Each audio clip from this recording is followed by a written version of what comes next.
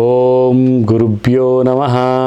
ಹರಿ ಓಂ ಹರಿ ಓಂ. ನೀಲಾಂಜನಂ ಸಮಾಭಾಸಂ ರವಿಪುತ್ರಂ ಯಮಾಗ್ರಜಂ ಛಾಯಾ ಮಾರ್ತಾಂಡ ಸಂಭೂತಂ ತನ್ನಮಾಮಿ ಶನೈಶ್ಚರಾಯ ನಮಃ.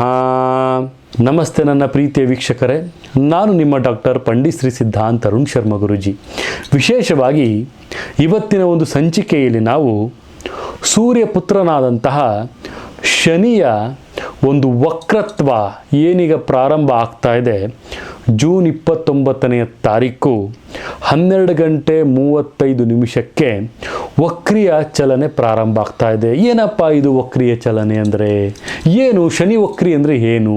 ಅದರದ್ದು ಪರಿಣಾಮಗಳು ಯಾವ ರೀತಿಯಾಗಿರುತ್ತೆ, ಏನು ಇದು ಯಾವ ರೀತಿಯಲ್ಲಿ ಬರ್ತಾ ಇದೆ ಅನ್ನೋದನ್ನು ತುಂಬಾ ಒಂದು ಗೊಂದಲದಲ್ಲಿದ್ದೀರ ನನ್ನ ಪ್ರೀತಿಯ ವೀಕ್ಷಕರೇ.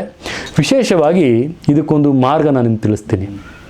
ಶನಿ ದೇವನನ್ನು ನಾವು ಕರ್ಮದಂಡ ನಾಯಕ ಅಂತ ಕರಿತೀವಿ. ಅಂದರೆ ಆತನ ನಾವು ಕರ್ಮದಾತ, ನ್ಯಾಯಾಧೀಶ, ಜಸ್ಟಿಸ್ ಅಂತಲೂ ಸಹಿತ ನಾವು ಆತನನ್ನು ಹೇಳ್ತೀವಿ.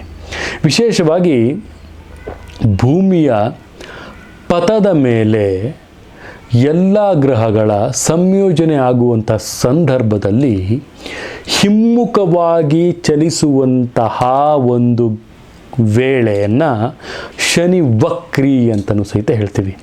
ಅದೇ ಯಾವ ರೀತಿಯಾಗಿ ಹೇಳ್ಬೋದು ಅಂದರೆ, ಒಂದು ವೇಳೆ ಆತ ಯಾವುದಾದರೂ ರಾಶಿಯಲ್ಲಿ ಶನಿ ವಕ್ರವಾಗಿ ಚಲನೆಯನ್ನು ಮಾಡ್ತಾ ಇದ್ದಾನೆ ಅಂದರೆ ಅವರ ಜೀವನದ ಮೇಲೆ ಅಥವಾ ಕೆಳಗೆ ಆಗುವಂತಹ ಕೆಲವೊಂದು ಬದಲಾವಣೆಗಳು ಯಾವ ರೀತಿಯಲ್ಲಿ ಇರುತ್ತೆ ಅನ್ನೋದನ್ನು ಸಹಿತ ನಾವಿಲ್ಲಿ ನೋಡ್ತೀವಿ. ಅಂದರೆ ವಿಶೇಷವಾಗಿ ತನ್ನ ರಾಶಿ ಆಗಿರುವಂತಹ ಕುಂಭ ಒಂದು ರಾಶಿಯಲ್ಲಿ ಶನಿ ವಿರಾಜಮಾನವಾಗಿರ್ತಾನೆ. ಕುಂಭ ರಾಶಿಯಲ್ಲಿ ಜೂನ್ 29ರಂದು ಶನಿ ರಾತ್ರಿ 12:35 ವಕ್ರಿಯ ಚಲನೆಯನ್ನು ಪ್ರಾರಂಭವನ್ನು ಮಾಡ್ತಾ ಇದ್ದಾನೆ. ಇದು ನವೆಂಬರ್ 15ರವರೆಗೂ ಸಹಿತ ಈ ಒಂದು ವಕ್ರಿ ಚಲನೆಯೇ ಶನಿ ಮುಂದುವರಿಸ್ತಾ ಹೋಗ್ತಾನೆ.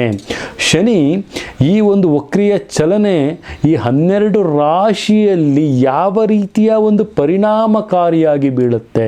ಇಲ್ಲಿ ವಿಶೇಷವಾಗಿ ಶನಿ 2.5 ವರ್ಷ ಬೇಕು ಒಂದು ಪಥದಿಂದ ಮತ್ತೊಂದು ಕಂಪ್ಲೀಟಾಗಿ ಒಂದು ಸುತ್ತನ್ನು ಹಾಕಲಿಕ್ಕೆ ಪ್ರತಿಯೊಂದು ರಾಶಿಯಲ್ಲೂ ಸಹಿತ.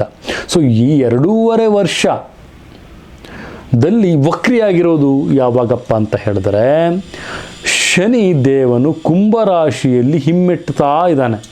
ಅಂದರೆ ಶನಿ ಹಿಮ್ಮೆಟ್ಟುವಿಕೆಯನ್ನು ನಾವು ವಕ್ರಿಯಾಗಿದ್ದಾನೆ ಅಂತಲೂ ಸಹಿತ ನಾವಿಲ್ಲಿ ತಿಳಿಸ್ಬೋದಾಗುತ್ತೆ. ವಿಶೇಷವಾಗಿ ಶನಿಯ ಒಂದು ಪ್ರಭಾವ ಕೆಲವು ರಾಶಿಗಳಿಗೆ ಕೆಟ್ಟದಾಗಿರುತ್ತೆ, ಇನ್ನು ಕೆಲವು ರಾಶಿಗಳಿಗೆ ಒಳ್ಳೆಯದಾಗಿರುತ್ತೆ. ಕರ್ಮದ ಆಧಾರದ ಮೇಲೆ ಶನಿಯ ಒಂದು ಪ್ರಭಾವ ಬೀರ್ತಾನೆ. ಶನಿ ಮಹಾತ್ಮನ ಒಂದು ಪ್ರಭಾವವನ್ನು ಬೀರ್ತಾ ಹೋಗ್ತಾನೆ. ಈತ ಶಿವನಿಗೆ ಪ್ರಿಯವಾದವನು.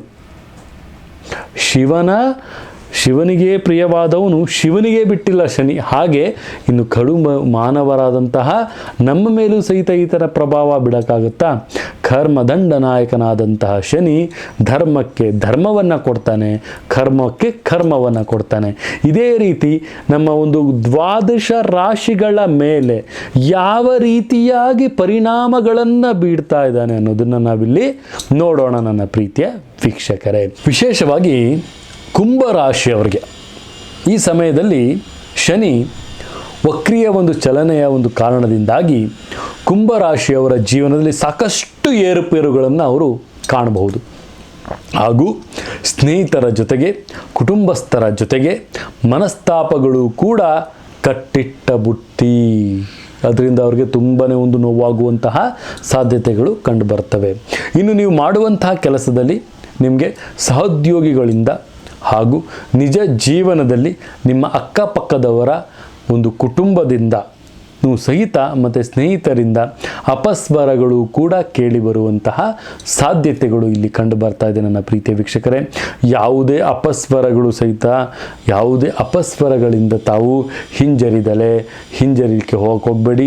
ಇನ್ನು ಯಾವುದೇ ಕಾರಣಕ್ಕೂ ಸಹಿತ ನೀವು ನಿಮ್ಮ ಸ್ನೇಹಿತರು ಅಥವಾ ಕುಟುಂಬಸ್ಥರ ವಿರುದ್ಧ ನಕಾರಾತ್ಮಕವಾದ ಆಗುವಂತಹ ಒಂದು ಪ್ರತಿಕ್ರಿಯೆಯನ್ನು ಅಪಸ್ವರಗಳನ್ನು ತಾವು ಹಿಂಜರಿಯಕ್ಕೆ ಹೋಗೋದಿಲ್ಲ ಮತ್ತು ತಮಗೆ ಆಗುವಂತಹ ಕೆಲಸ ಕಾರ್ಯಗಳಿಂದ ಅಥವಾ ತಮ್ಮ ಸ್ನೇಹಿತರಿಂದ ಮತ್ತು ತಮ್ಮ ಕುಟುಂಬಸ್ಥರ ವಿರುದ್ಧ ತಾವು ನಕಾರಾತ್ಮಕವಾದಂತಹ ಒಂದು ಪ್ರತಿಕ್ರಿಯೆಯನ್ನು ಸಹಿತ ತಾವು ಮಾಡಕ್ಕೆ ಹೋಗಬೇಡಿ. ಇದು ತುಂಬಾ ತಮಗೆ ಮುಳ್ಳು ಥರ ಕಾಡುತ್ತೆ ನನ್ನ ಪ್ರೀತಿಯ ವೀಕ್ಷಕರೇ. ಈ ಒಂದು ವಕ್ರತ್ವದಿಂದ ತುಂಬಾ ನೆಗೆಟಿವಿಟಿ ತಮಗಾಗುತ್ತೆ. ಜಾಗೃತಿಯಾಗಿರಿ ಕುಂಭರಾಶಿಯವರು ಅಂತಲೂ ಸಹಿತ ನಾನಿಲ್ಲಿ ತಿಳಿಸ್ಕೊಡ್ಬೋದಾಗುತ್ತೆ.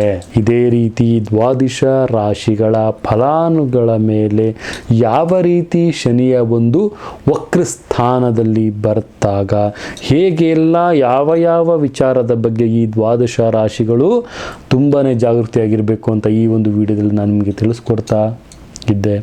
ಇದೇ ರೀತಿ ನಮ್ಮ ವಿಡಿಯೋಗಳನ್ನು ಲೈಕ್ ಮಾಡಿ, ಶೇರ್ ಮಾಡಿ, ಕಮೆಂಟ್ ಮಾಡಿ, ಇನ್ನು ಅತಿ ಹೆಚ್ಚು ವಿಡಿಯೋಗಳನ್ನು ನಾನು ನಿಮಗೆ ಮಾಡ್ತಾ ಹೋಗ್ತೀನಿ ಅಂತ ಹೇಳ್ತಾ ಬೆಲ್ ಐಕಾನ್ನ ಕ್ಲಿಕ್ ಮಾಡಿ, ಶೇರ್ ಮಾಡಿ, ಲೈಕ್ ಮಾಡಿ ಮತ್ತು ಕಮೆಂಟ್ ಮುಖಾಂತರ ತಮ್ಮ ಒಂದು ಪ್ರಶ್ನಾವಳಿಯನ್ನು ಸಹಿತ ತಾವಿಲ್ಲಿ ಕೇಳ್ಬೋದು. ಅದಕ್ಕೆಲ್ಲ ರೀತಿಯಲ್ಲೂ ಸಹ ಉತ್ತರ ಸಿಗುತ್ತೆ ಅಂತ ಹೇಳ್ತಾ ನನ್ನ ತಾಯಿ ಜಗನ್ಮಾತೆ ಶ್ರೀ ಕೊಲ್ಲೂರು ಮೂಕಾಂಬಿಕಾ ದೇವಿ ಪ್ರತಿಯೊಂದು ವೀಕ್ಷಕ ಬಂಧುಗಳಿಗೆ ಸುಖ, ಶಾಂತಿ, ನೆಮ್ಮದಿ ಮತ್ತು ಸಮೃದ್ಧಿ, ಸಂಪತ್ತು ಕೊಟ್ಟು ಕಾಪಾಡಲಿ ಅಂತ ಹೇಳ್ತಾ ಸರ್ವೇ ಜನ ಸುಖಿನೋ ಭವಂತು, ಸರ್ವ ಮಂಗಳಾನಿ ಭವಂತು.